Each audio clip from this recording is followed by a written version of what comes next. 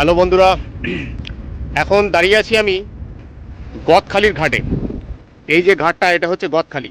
আমরা এখন এই যে ঘাট, এই ঘাটটা হচ্ছে গদখালি ঘাট। গদখালি ঘাটে দাঁড়িয়ে আছি। আর গদখালি ঘাটের এই সাইডে দেখুন নতুন আর একটা কিন্তু জেটি তৈরি হচ্ছে, যাতে অন্য বড় বড় গাড়িও পাস করতে পারে। আর প্রথম যে এই দ্বীপটা আছে, এই দ্বীপটা হচ্ছে বালি। বিরাজমণি ঘাট। বিরাজমণি ঘাটের নাম বিরাজমণি। এই সোজা যে দেখা যাচ্ছে ঘাটটা, আর জায়গাটা হচ্ছে বালি পঞ্চায়েত, বালি 1, এই সাইডে বালি 2 আছে। আর এখান থেকে সরু দেখুন একটা খাঁড়ি নদী বেরিয়ে গেছে। এই দিকে যে ঘাটটা দেখতে পাচ্ছেন, এটা কিন্তু গোসবা ঘাট।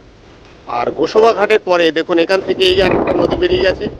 এই সাইডে যে দ্বীপটা দেখতে পাচ্ছি, এটা কিন্তু চণ্ডীপুর। আর এখান থেকে এই আবার একটা কিন্তু নদী এদিকে বেরিয়ে গেছে।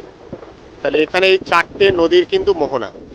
এই একটা নদী, দুটো নদী, এদিকে এই একটা সরু খাঁড়ি নদী 3টে, আর এই সাইডে সুন্দরবনে একদম পুরো সুন্দরবনের দিকে বেরিয়ে গেছে।